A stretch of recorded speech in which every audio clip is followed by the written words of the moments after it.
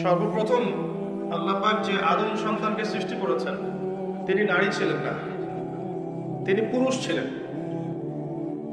আল্লাহ রাব্বুল আলামিন সর্বপ্রথম সৃষ্টি করেছেন আদম আলাইহিস সালামকে, এবং আদম আলাইহিস সালাম থেকে আল্লাহ পাক হাওয়া আলাইহিস সালামকে সৃষ্টি করেছেন। তাহলে বুঝতে পারছি আমরা যে নারী পুরুষের একটা অংশ।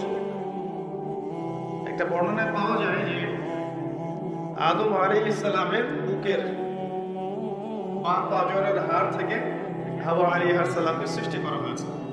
বর্ণনাটা কতটুকু সহিহ কতটুকু যঈফ এটা আমাদের আলোচ্য বিষয় নয়।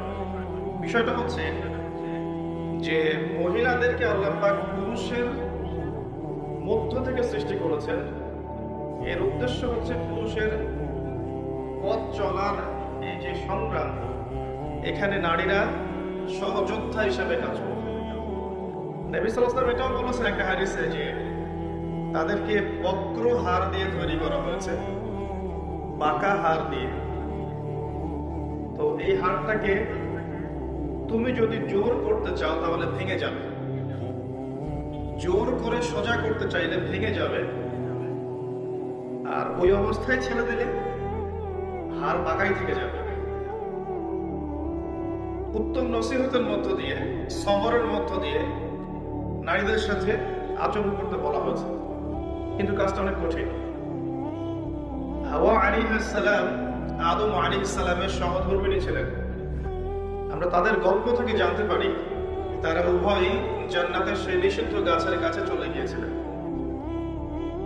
এবং আল্লাহ রাব্বুল আলামিন তাদেরকে জান্নাত থেকে বহিষ্কার করে পৃথিবীতে নামিয়ে দেন। যদিও তাদের তওবা কবুল করেছেন, কিন্তু পৃথিবীতে একটা নির্দিষ্ট সময় তাদেরকে থাকতে হবে। পৃথিবীতে নামিয়ে দিয়ে আল্লাহ পাক যে দিক নির্দেশনা দিয়েছিলেন সেটা হলো যে তোমরা পৃথিবীতে নেমে যাও, ফাইম্মা ইয়াতিয়ান্নাকুম মিন্নী হুদান, পৃথিবীতে তোমাদের কাছে আমার পক্ষ থেকে হেদায়েত আসবে। ফামান তাবিআ হুদায়া ফালা খাউফুন আলাইহিম ওয়ালা হুম ইয়াহজানুন, যারা আমার হেদায়েত মেনে চলবে, আমার পথ নির্দেশ মেনে চলবে, আমার কিতাব রাসূল এসব মেনে চলবে, তাদের কোনো ভয় নেই, কোনো দুশ্চিন্তাও নেই। যে জান্নাত থেকে গিয়েছ সেই জান্নাতে ফিরে আসবে ইনশাআল্লাহ তাআলা। শর্তটা কি? আল্লাহ পাক বলেছেন যুগে যুগে আমি তোমাদের কাছে হেদায়েত পাঠাবো, যারা এই হেদায়েত মেনে চলবে তাদের কোনো ভয় নেই, কোনো দুশ্চিন্তা নেই। এর পরিপ্রেক্ষিতে আল্লাহ পাক প্রত্যেক যুগে যুগে আল্লাহর পক্ষ থেকে হেদায়েত পাঠিয়েছেন, আসমানি কিতাব পাঠিয়েছেন, নবী রাসূল পাঠিয়েছেন, এবং আমাদেরকে পরীক্ষা করার জন্য আল্লাহ পাক একটা সময় দিয়েছেন 50, 60, 70, 80 বা 100 বছর। এই সময়টুকুর মধ্যে আমরা নারী পুরুষ উভয়েই যদি আল্লাহর হেদায়েত মেনে চলি, আল্লাহর আসমানি কিতাব মেনে চলি, তার নবীর আদর্শ মেনে চলি, ইনশাআল্লাহ তাআলা যেই জান্নাত থেকে এসেছি সেখানে ফিরে যাব ইনশাআল্লাহ। এটা শুধু পুরুষদের জন্য পথ নির্দেশ নয়, মহিলাদের জন্যও। তার মানে মহিলাদেরকেও কোরআন এবং সুন্নাহ মেনে চলতে হবে, কারণ কিয়ামত পর্যন্ত কোরআন এবং সুন্নাহর বাইরে শরীয়তের অন্য কোনো উৎস নেই। সত্য মিথ্যা, হক বাতিল, ন্যায় অন্যায়ের অন্য কোনো মানদণ্ড নেই। কিভাবে মানবেন কোরআন এবং সুন্নাহ? এক বাক্যে উত্তর হচ্ছে আল কোরআনের 6টা হক আছে, আপনাকে আদায় করতে হবে। বক্তব্যে সব অংশ ভুলে গেলেও এই অংশটুকু মনে রাখার চেষ্টা করবেন। আল কোরআনের 6টা অধিকার আছে যেটা আপনাকে আদায় করতে হবে, আপনি পুরুষ হন বা নারী হন। কিভাবে আদায় করবেন এই চিন্তা ফিকির আপনাকেই করতে হবে। প্রথম হক হচ্ছে আপনাকে কোরআন তেলাওয়াত করা শিখতে হবে। আল কোরআন বিশুদ্ধ করে তেলাওয়াত করা অবশ্যই নিজের উপর ওয়াজিব করে নিতে হবে, এবং নিয়মিত কমপক্ষে 1 পারা করে পড়ার চেষ্টা করবেন। আরো চেষ্টা করবেন কোরআনের কিছু কিছু অংশ মুখস্থ করার জন্য, যেমন সূরা বাকারার প্রথমের দিকের আয়াতগুলো, আয়াতুল কুরসি, সূরা বাকারার শেষের আয়াতগুলো, সূরা আলী ইমরানের কিছু আয়াত, সূরা মুলক, সূরা ইয়াসিন, সূরা কাহফের প্রথম 10 আয়াত, শেষ 10 আয়াত, সূরা ওয়াকিয়া, সূরা আর রহমান, সূরা ফালাক, নাস, ইখলাস, কাফিরুন, বা সূরাতুল লাহব, নাসর, ইখলাস, মাউন, ফিল, দুহা, এই যে সূরাগুলো আছে যেগুলো সহজে মুখস্থ করা যায়, এরকম কিছু অংশ অবশ্যই মুখস্থ করার চেষ্টা করতে হবে প্রত্যেকের উপরেই। কারণ যে হৃদয়ে বা কলিজার ভিতরে কোরআন থাকে না, এটা একটা শূন্য ঘরের মতো, যে ঘরের মধ্যে কোনো ফার্নিচার নাই, কোনো পিলার নাই, কিছুই নাই, পূজার ঘর। একটা শূন্য ঘরে থাকতে কি আপনার ভালো লাগে? কখনো লাগে না। তো কোরআন মুখস্থ করার চেষ্টা করবেন, এটা আমার নাসিহাত। এটাও কোরআনের একটা হক। আপনি যতটুকু মুখস্থ করবেন, কিয়ামতের মাঠে আল্লাহ পাক আপনাকে বলবেন অতটুকু তেলাওয়াত করতে থাকো এবং জান্নাতে তোমার স্তরে উত্তীর্ণ হতে থাকো। তুমি যেখানে তোমার তেলাওয়াত শেষ করবে সেখানে জান্নাতে তোমাকে রাখা হবে। তো আপনি যদি 1000 আয়াত তেলাওয়াত মুখস্থ করতে পারেন, আশা করা যায় জান্নাতে আপনার বাড়িটা হবে 1000 তলা। নিঃসন্দেহে এটা একটা বিশাল প্রাপ্তি, তাই না?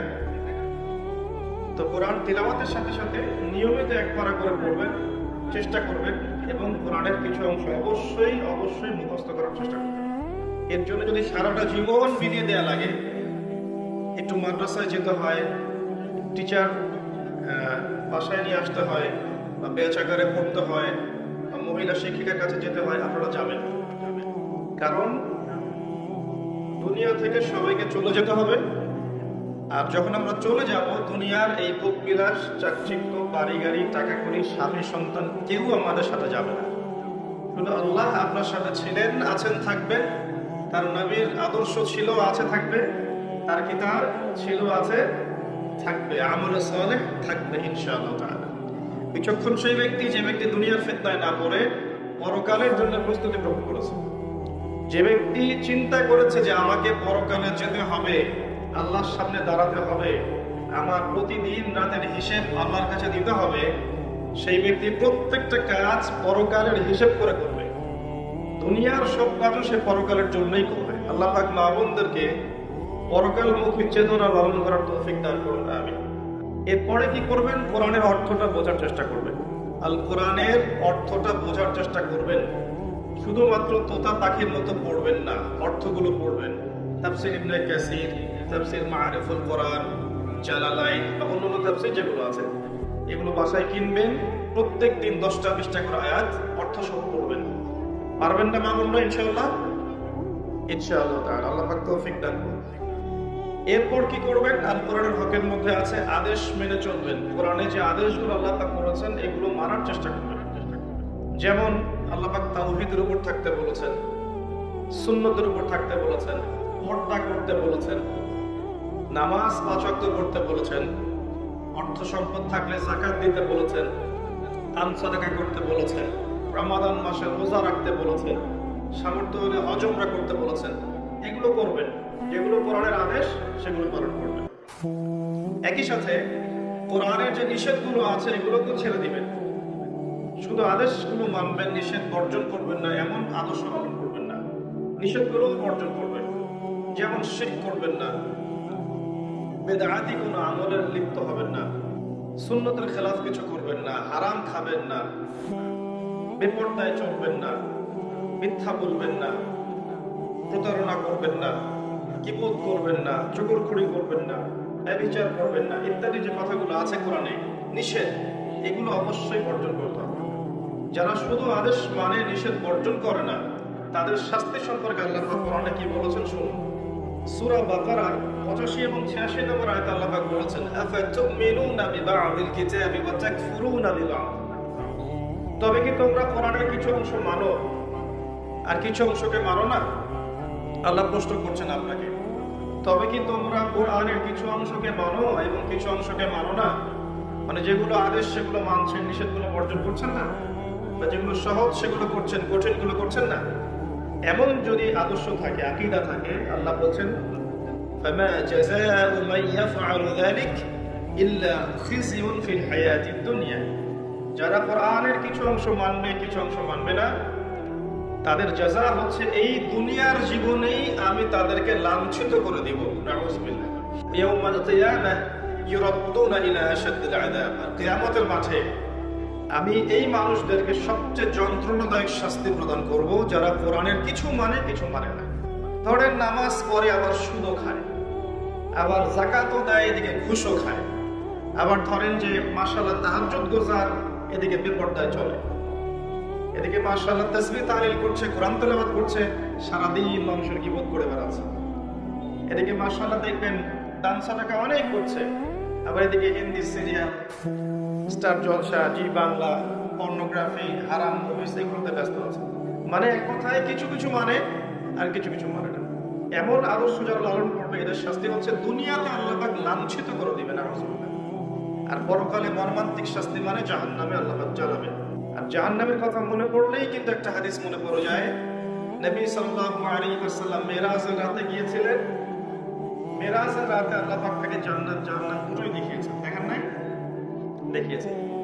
যখন তিনি জাহান্নাম দেখেছেন, সেখানে জাহান্নামের প্রহরী একজন ফেরেশতাকে দেখেছেন। খুব ভালো করে শোনেন প্রিয় মা বোনেরা, জাহান্নামের প্রহরী ফেরেশতাকে নবীজি দেখেছেন।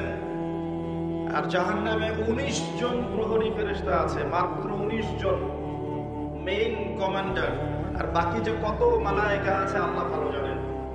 আলাইহা 19 আল্লাহ বলেছেন, ওয়া মা ইয়ালামু জুনুদ রাব্বিকা ইল্লা হু। তো সেই কমান্ডারদের মধ্যে একজন, যার নাম হচ্ছে মালিক। সূরা যুখরুফের মধ্যে তার নাম উল্লেখ করা আছে, তার নাম মালিক। এই ফেরেশতাকে দেখে নবী সাল্লাল্লাহু আলাইহি ওয়াসাল্লাম বিস্মিত হয়ে গিয়েছিলেন, কারণ তার মুখের মধ্যে হাসি ছিল না। তিনি বললেন জিবরাইল আলাইহিস সালামকে, হে জিবরাইল, এই ব্যক্তিকে, এই ফেরেশতাকে, ব্যক্তি নয়, এই ফেরেশতাকে যে কখনো হাসে না। জিবরাইল আলাইহিস সালাম বললেন, এর নাম হচ্ছে মালিক। আল্লাহ পাক তাকে জাহান্নামের প্রহরী হিসেবে সৃষ্টি করেছেন। জাহান্নাম সৃষ্টি হওয়া থেকে নিয়ে আজ পর্যন্ত সে কখনো হাসেনি। চিন্তা করতে পারছেন? কোনোদিনও হাসে নাই, কারণ জাহান্নামের আযাব দেখতে দেখতে দেখতে দেখতে তার মুখের হাসি উঠে গেছে। নবী করিম সাল্লাল্লাহু আলাইহি ওয়াসাল্লাম একটা হাদিসের মধ্যে বলেছেন যে আমি পুরুষদের জন্য নারীর চাইতে বড় কোনো ফিতনা রেখে যাইনি। আমি পুরুষদের জন্য মহিলাদের চাইতে বড় কোনো ফিতনা রেখে গেলাম না পৃথিবী থেকে। তিনি এটাও বলেছেন একটা হাদিসের মধ্যে যে বনু ইসরাঈল যারা ছিল তাদের সমাজের মধ্যে প্রথম ফিতনা নারীদের মাধ্যমেই সৃষ্টি হয়েছিল। তো আমরা একটু নারীদের ইতিহাসটা দেখি এবং কোরআন থেকে আপনাকে কিছু দিক নির্দেশনা দেওয়ার চেষ্টা করছি ইনশাআল্লাহ। 100-200 বছর থেকে দেখবেন নারী পুরুষ আর পুরুষ নারীর কোনো পার্থক্য নাই। মেয়ে ছেলের পোশাক পরছে, ছেলে মেয়ের পোশাক পরছে। মেয়েরা শহরে জিন্সের প্যান্ট আর গেঞ্জি পরে ঘুরছে। পার্লার গুলোতে মেয়েদের দৌরত্ব দেখবেন, রাস্তাঘাটে মেয়ের দৌরত্ব, বাজারে মেয়েদের দৌরত্ব, যেখানে তাকাবেন সেখানে নারী, পর্দার কোনো বালাই নাই। স্কুল, কলেজ, বিশ্ববিদ্যালয়ে দেখবেন নারী পুরুষের কোনো পার্থক্য নাই। ফ্রি মিক্সিং, ছেলে মেয়ে খোলামেলা মেলামেশা করছে এবং ব্যাপক জেনা ছড়াচ্ছে, ব্যাপক ধর্ষণ হচ্ছে, সংসার ভেঙে যাচ্ছে, পরকীয়া হচ্ছে, দুনিয়ার সিরিয়াল নিয়ে তারা ব্যস্ত হয়ে আছে। এবং এর পাশাপাশি কতটুকু আল্লাহকে সময় দিচ্ছে আপনারাই ভালো জানেন। এর পাশাপাশি উল্টা দিকে নাই কোরআনের আলো, নাই মাদ্রাসায় পড়াশোনা, না আছে তাদের তালিম, না আছে তাদের পিছনে মেহনত, না আছে এই মেয়েদেরকে আপনার দিনের পথে নিয়ে আসার কোনো প্রচেষ্টা, না আছে 5 ওয়াক্ত সালাত, না পরিবারের পর্দা, না ইসলামী অনুশাসন, না সংস্কৃতি, এগুলো উঠে গেছে। এর ফলশ্রুতিতে বিগত 100 বছর আপনি দেখবেন নারীরা জাহান্নামে যাওয়ার উপযুক্ত হয়েছে বলেই আল্লাহ রাসূল সাল্লাল্লাহু আলাইহি ওয়াসাল্লাম দেখে এসেছেন কিয়ামতের মাঠে এবং জাহান্নামের এই গহ্বরের মধ্যে নারীদের সংখ্যা হবে বেশি। তাছাড়াও আরো কারণ আছে, পুরুষদের তুলনায় মেয়েদের সংখ্যা বেশি। এটাও একটা কারণ যে মেয়েরা জাহান্নামে বেশি যাবে।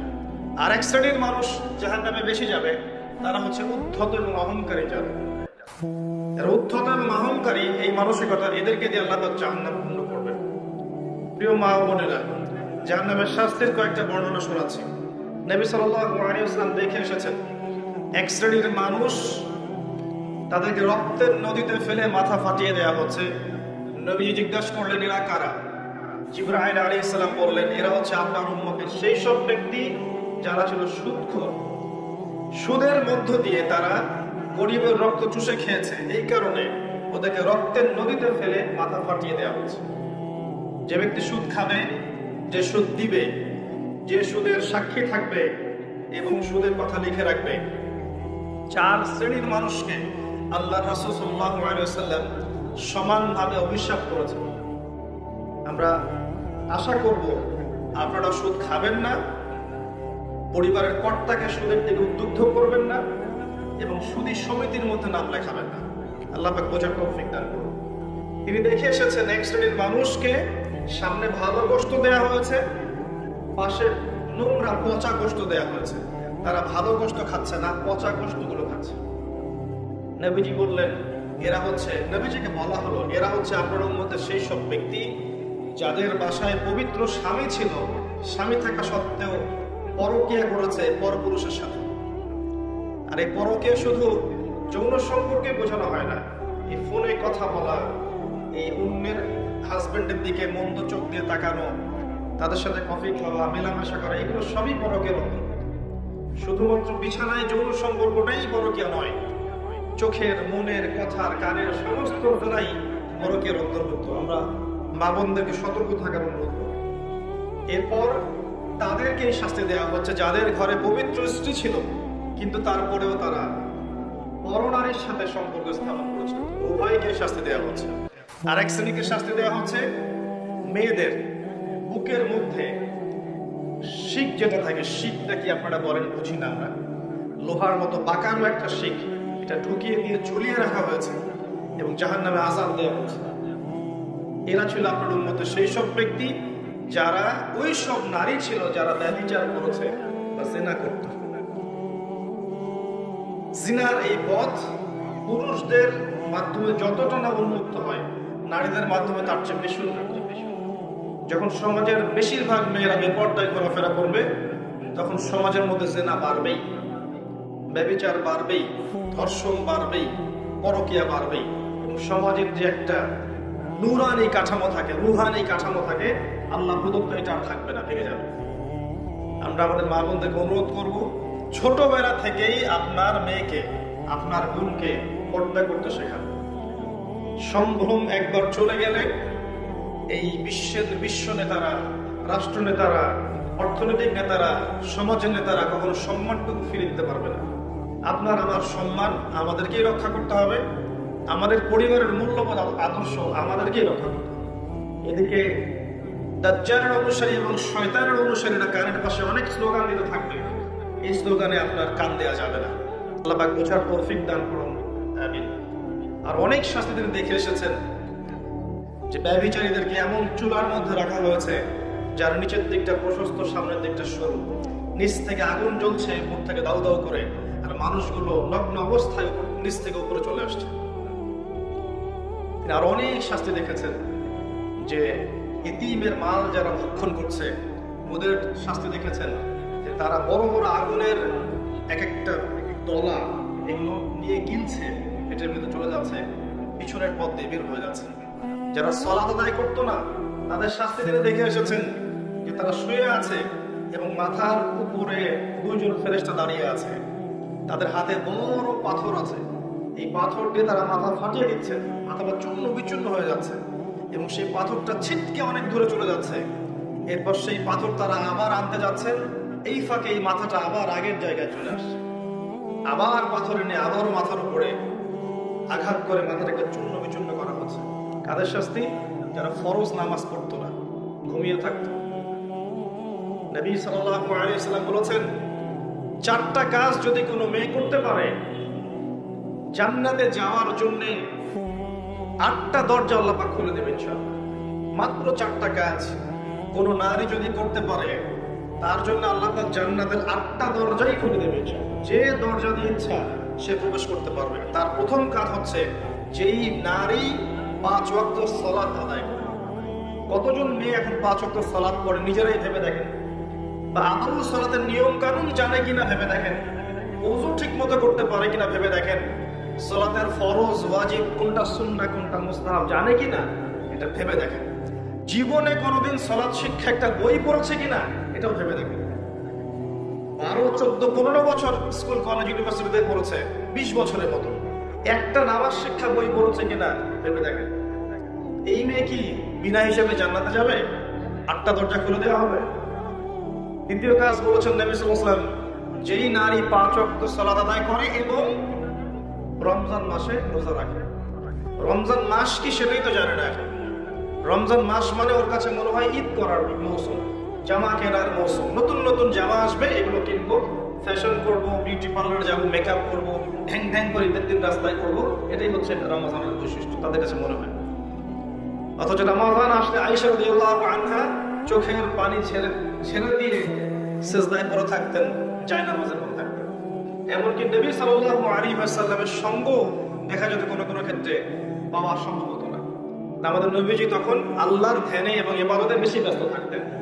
কোথায় সেই মেয়েরা এখন রমজান মাসে 30টা রোজা রাখবে, পাশাপাশি তাহাজ্জুদে দাঁড়িয়ে, কিয়ামুল লাইলে দাঁড়িয়ে, তারাবির সালাতে দাঁড়িয়ে আল্লাহর সামনে চোখের পানি ঝাড়বে। চোখ দিয়ে পানি ঝরা তো একটা সৌভাগ্য, আল্লাহর স্মরণে চোখ দিয়ে পানি আসা একটা সৌভাগ্য, যেটা আল্লাহ পাক সবাইকে দেন না। যেই চোখ দিয়ে সারাদিন জীবাণুর জলসা দেখছেন, পরপুরুষকে দেখছেন, অবাস্তব, এইসব কাহিনীর সাথে বাস্তবতার কোনোই সম্পর্ক নাই।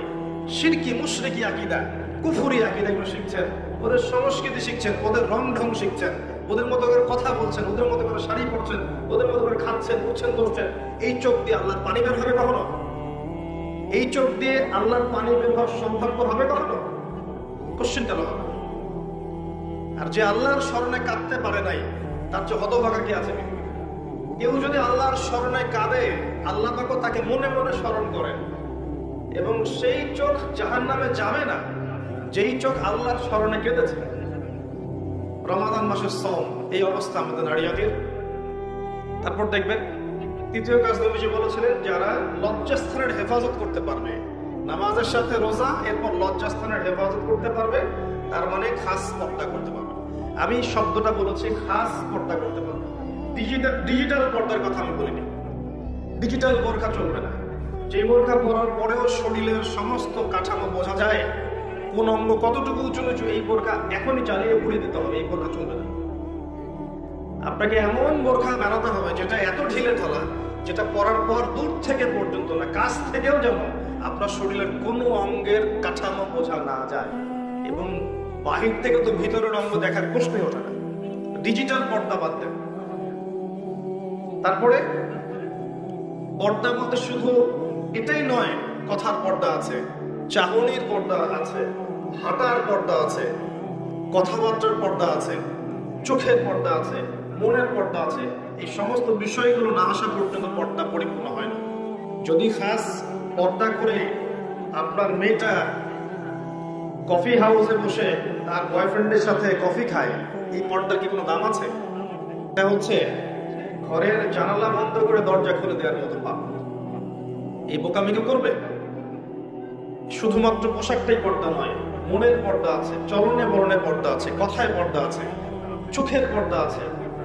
শোনেন, সূরাতুল কাসাসের মধ্যে আল্লাহ রাব্বুল আলামিন মূসা আলাইহিস সালামের একটা গল্প উল্লেখ করেছেন, ঘটনা, যে মূসা আলাইহিস সালাম যখন শুআইব আলাইহিস সালামের কওমের মধ্যে গেলেন, সেখানে তিনি একা ছিলেন, কারণ তিনি মার্ডার কেসের আসামি হয়ে গেছেন। ফিরআউন তাকে ধাওয়া করছে, তার দলবল। তিনি চলে গেছেন মাদিয়ান, সেখানে গিয়ে বসে আছেন। দেখছেন দুইজন মেয়ে পানি নিতে এসেছে, কিন্তু মেয়েদের যেহেতু শক্তি কম, অন্য মানুষরা তাদেরকে পানি নিতে বাধা দিচ্ছে। ওরা আগে আগে নিচ্ছে, মেয়েরা দাঁড়িয়ে আছে অসহায়ের মতো। মূসা আলাইহিস সালামের শক্তি ছিল, সাহস ছিল, এবং অত্যন্ত ব্যক্তিত্ব সম্পন্ন একজন মানুষ ছিলেন। তিনি গিয়ে নিজে ওই মেয়ে দুটোর যে বালতি পানির, এগুলো নিয়ে নিজে গিয়ে পানি নিয়ে মেয়েদেরকে দিলেন, উপকার করলেন। এবার এই মেয়ে দুটো বাসায় চলে গেল। এদিকে মূসা আলাইহিস সালাম একটা গাছের নিচে বসে আছে। বসে তিনি আল্লাহর কাছে দোয়া করছেন, রব্বি ইন্নী বিমা আনজালতা ইলাইয়া মিন খায়রিন ফাকির। আল্লাহ, তুমি আমার প্রতি যে নিয়ামত দিবে, এর জন্য আমি ফকির হয়ে বসে আছি। নবী করিম সাল্লাল্লাহু আলাইহি ওয়াসাল্লাম একটা হাদিসের মধ্যে বলেছেন যে আমি পুরুষদের জন্য নারীর চাইতে বড় কোনো ফিতনা রেখে যাইনি। আমি পুরুষদের জন্য মহিলাদের চাইতে বড় কোনো ফিতনা রেখে গেলাম না পৃথিবী থেকে। তিনি এটাও বলেছেন একটা হাদিসের মধ্যে যে বনু ইসরাঈল যারা ছিল, তাদের সমাজের মধ্যে প্রথম ফিতনা নারীদের মাধ্যমেই সৃষ্টি হয়েছিল। তো আমরা একটু নারীদের ইতিহাসটা দেখি এবং কোরআন থেকে আপনাকে কিছু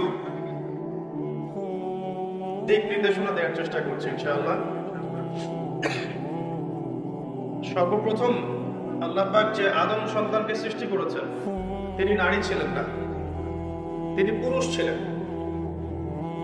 আল্লাহ রাব্বুল আলামিন সর্বপ্রথম সৃষ্টি করেছেন আদম আলাইহিস সালামকে, এবং আদম আলাইহিস সালাম থেকে আল্লাহ পাক হাওয়া আলাইহিস সালামকে সৃষ্টি করেছেন। তাহলে বুঝতে পারছি আমরা যে নারী পুরুষের একটা অংশ। একটা বর্ণনায় পাওয়া যায় যে আদম আলাইহিস সালামের বুকের বা পাঁজরের হাড় থেকে হাওয়া আলাইহিস সালামকে সৃষ্টি করা হয়েছে।